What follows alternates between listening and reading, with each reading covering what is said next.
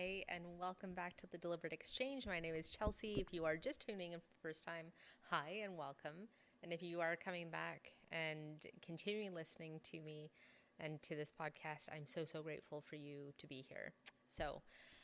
We're going to talk about the hidden cost of holding it all together, the proverbial strong one. And I think that what happens is every December, I watch the same thing happen to the same kind of woman. As I said, the strong one, the capable one, that I've got this, I'm fine one. The woman who keeps everything moving for everyone. And she's always thinking she's fine, right up until she isn't. And I think that when December hits and suddenly she's overwhelmed and exhaustful and really resentful, maybe she's snapping at people, crying in her car, maybe she's Googling new career, or maybe I have ADHD, or why am I so burnt out when I wasn't even that busy? And I think that there's a certain kind of truth that percolates underneath the surface, especially in high capacity women, that you don't break down in December because you're weak. You break down because you've been holding it all together all year long. Like, it's not the month that's the problem. It's the month that typically exposes the problem, right? Because we're all focused on year end and how do we make 2026 and the next year like even better than the last. And there's a lot of like pressure. And I lived in this cycle for years. Before I quit drinking, before I understood my nervous system, before I stopped abandoning myself, December was my annual unraveling. And I didn't necessarily have like the vocabulary to go along with it. I didn't call it burnout. I didn't label it a breakdown. I just told myself I was tired and I was like just stretched. I just needed a drink. But really, I was at the end of my capacity. I had no more space left inside my body. And I was living on obligations and adrenaline and expectations. And I really see it really clearly with the women that I work with. High capacity women do not struggle because they can handle things. They struggle because they handle everything until their body says enough. And December has a way of flushing that truth to the surface. So why does December break high capacity women? Like, there's a few reasons here. One, you have been in performance mode since January. I don't think that we realize that we've been white knuckling life for 11 months straight. Not because we're dysfunctional, but because we can. And high capacity women normalize stress. Like, it's almost like a badge of honor. Normalize doing more than they should. They normalize carrying the emotional load for everyone around them. And so December becomes this like weird final exam for a nervous system that's been over capacity for far too long. The second kind of reason is your nervous system is out of buffer. Capacity isn't just emotional, it's physiological. And if you have been in a sympathetic activation, aka fight, flight, fawn, or freeze for most of the year, December is going to tip you into a bit of a collapse. Like your literal nervous system collapsing. I don't say that to be like alarmist and like, fear mongering. It's your literal biology saying, I cannot keep performing at this level. And the third reason December ends up pushing every single stress button at once.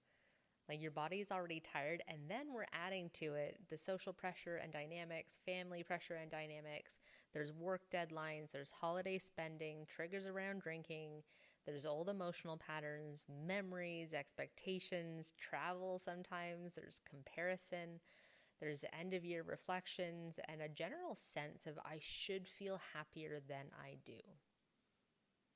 And I don't think it's necessarily that December is hard, although like for a lot of those reasons it is, but you arrive here depleted. And the fourth reason, sobriety or the desire to quit drinking intensifies this. Women will say, I quit drinking, so why do I feel so emotional? Or like, I want to quit, but December feels impossible because there's family parties and work parties and like, I get it. alcohol worked as a pacifier or a relief mechanism. But because alcohol wasn't just a drink, it was a coping mechanism. And when you take that coping mechanism away, not the stress load, everything is going to feel like it's a lot. And it's going to feel really loud. So I think that there's a reframe that I don't hear a lot in this space, that December is not a crisis. It's, like it or not, a mirror.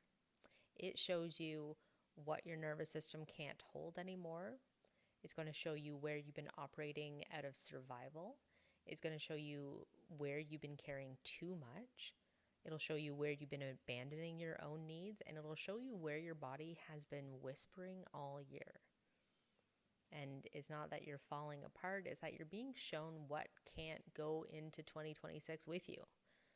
And I think that this is actually one of the most powerful months of the year, because if you use it intentionally, December creates clarity. December gives you an honest look and an honest snap, or an honest kind of like snapshot of where you're at. It gives you feedback, and December is often your body saying something needs to change, and you already know what it is. Now, we don't necessarily want more motivation, although I know that that's often said. If I had more motivation, if I had more discipline, if I got the right planner, if I had the best morning routines, I would get there. But what you actually want is to feel steady inside your body. You don't want to be knocked over perpetually by stress. You want to go into 2026 with clarity and not a flaming ball of chaos. You want to stop performing, put the masks down, and start living. You want to start making decisions from a place of self-trust and not survival. Maybe you want to quit drinking without feeling deprived. Maybe you want to live from capacity and not burnout. You want a path back to yourself. And it's not a self-help hack. We don't do that here. And it's not a fix yourself project, because you're not broken. You might feel broken, but you're not broken. You want to return to regulation, to wholeness, and to a kind of internal leadership that is unruffled. And so let's talk about what's really happening. Your nervous system, unfortunately, and I talk about this a lot on my calls and with my clients, is not designed for success. It's designed for safety. And so this is why you're able to do the hard things for everybody else. This is why you struggle to show up for yourself. This is why discipline is short-lived. This is why alcohol feels like the perfect relief mechanism. It's why exhaustion hits out of nowhere, and it's why December feels like the truth is coming up and you are maybe not ready for it. Your system isn't sabotaging you, it's protecting you. And when your system feels unsafe or overloaded, especially when it's been, operating at the top end of the rev limiter, it pulls you back into the patterns that feel really familiar and good, even if they're not good for you. And this is where I find a lot of women are saying, I have no discipline, or I can't get it together. No, you are overloaded. I say that laughing and with a smile on my face, because I really want you to understand, it's not a discipline issue. Overloaded systems don't change, they cope. And so here are 3 things that will change December and set you up for 2026. The first one is to stop performing and start listening. Just get into the habit of asking, what am I actually feeling right now? Instead of stuffing it down, instead of dismissing the heavier, dense emotions and feelings, what am I feeling right now? And your body will tell you exactly what needs to shift. The second thing is to give yourself micro-regulation moments. If you can't take an hour, take a minute. Nervous system change happens in all of those small, consistent cues of safety. And the third thing, let something drop. One expectation, one obligation, one should, one performance drop. capacity grows through subtraction before it grows through addition. And if you're listening to this, driving along, sitting there thinking like, okay, this is a little too real, Chelsea, you're describing me. I want you to know that like you do not have to drag yourself across the finish line this year. You don't have to keep holding it all together alone. You do not have to white knuckle December or beyond. You don't have to stay in survival mode. There are women and spaces designed for this exact season of your life.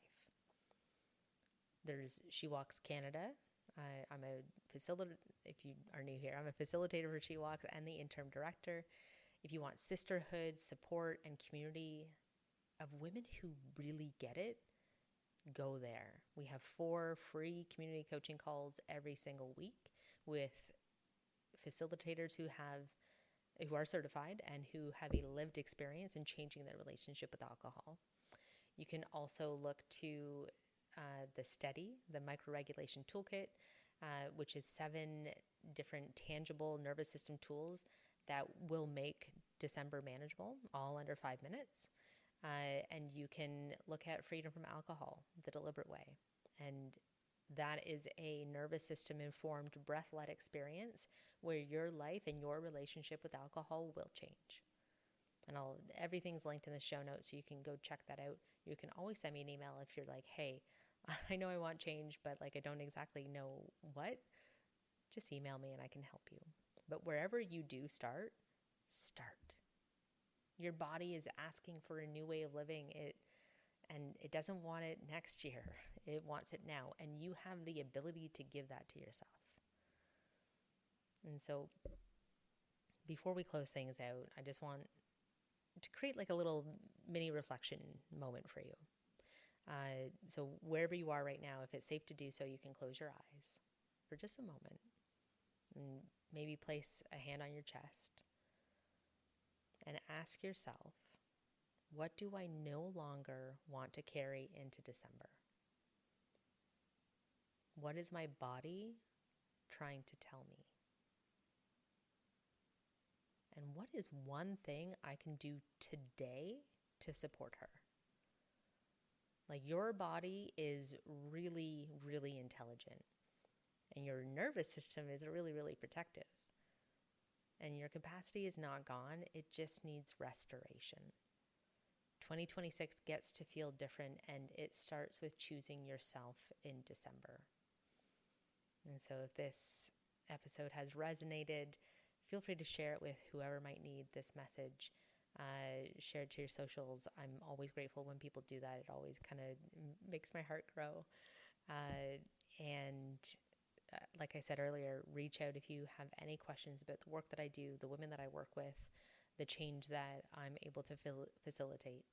And in the meantime, you can breathe it in, be deliberate, and please be good to yourself.